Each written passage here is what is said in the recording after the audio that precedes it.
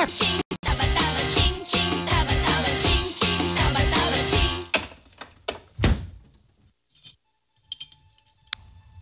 Anong ingay yun? Diyos ko, baka napasok na tayo ng magnanakaw.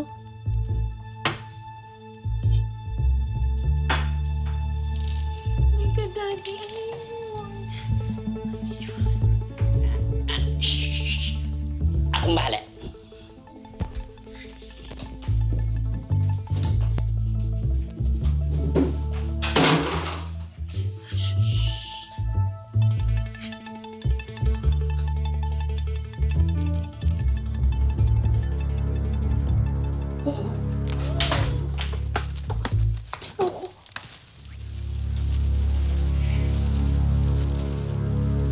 Daddy, sandali!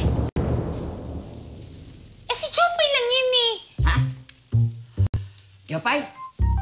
Hi, Daddy, Ate, Mami! Jopay, ikaw lang pala eh. Tinakot mo kami. Gusto? Kakauwi ko lang po kasi. Nagutom po ako, kaya ito. Kain tayo! Jopay, anak. Huwag kang masyadong kakain sa gabi. Lalo kang tataba niyan.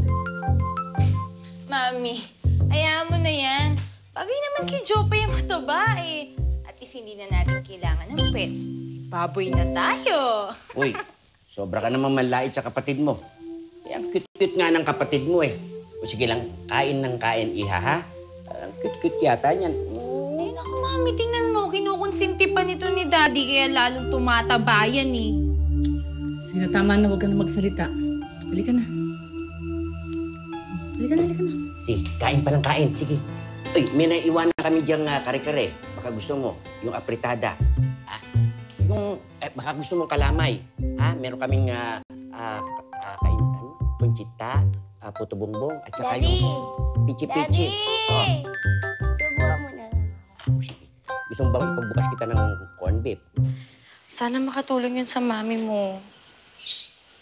Sayang, hindi kita katabi. Hindi kita madamayan.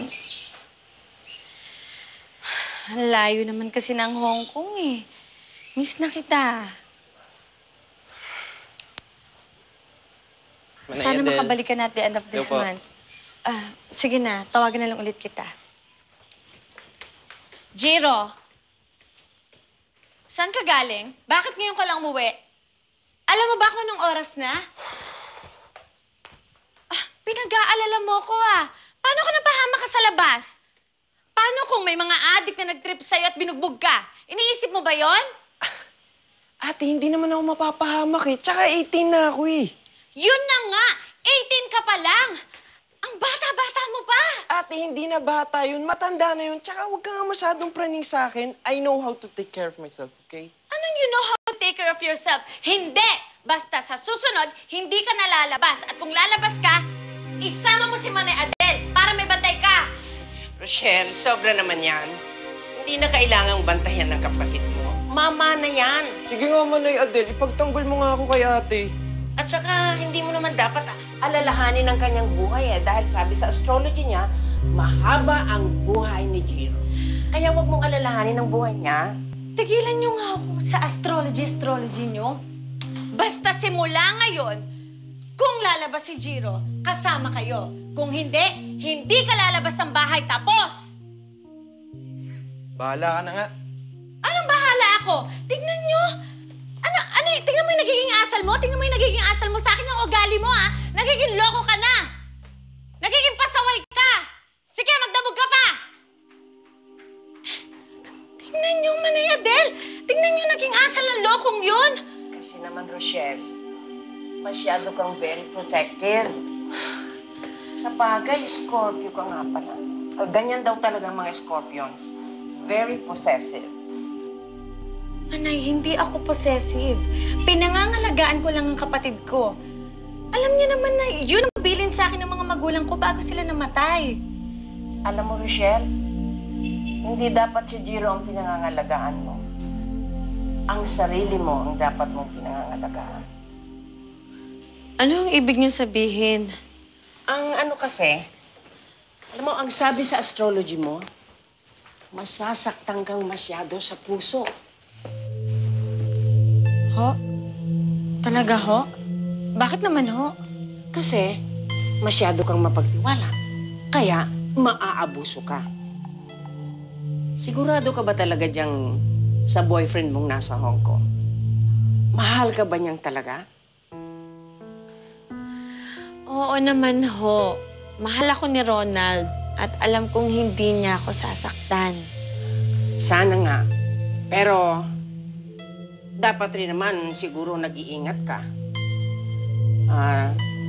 Alam mo, kung paminsan-minsan hindi naman siguro masama na pakinggan mo rin yung mga sinasabi ng stars. Manay Adele, pagsasayang lang ng oras yung ginagawa niyo. Matulog na ho kayo. Sige. Yung sa akin naman paalaala lang.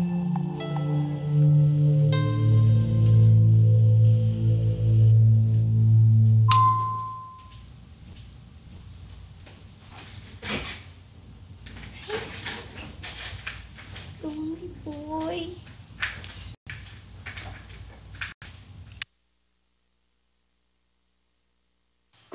Eto, medyo malungkot.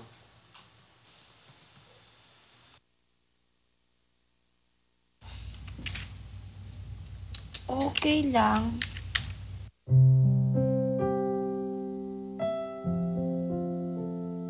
Kasi...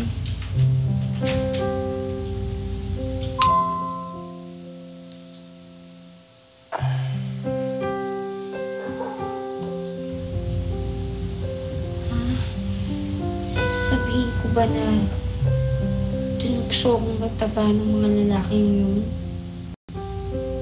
Naku, huwag na. Alam ko na.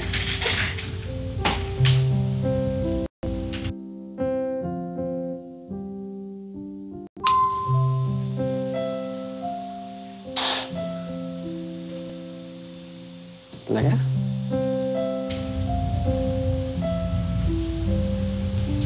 Talaga? Sobrang ganda mo. May picture ka ba? Pahingi naman ang picture mo. Ha? Patay. May papadala kong picture sa kanya.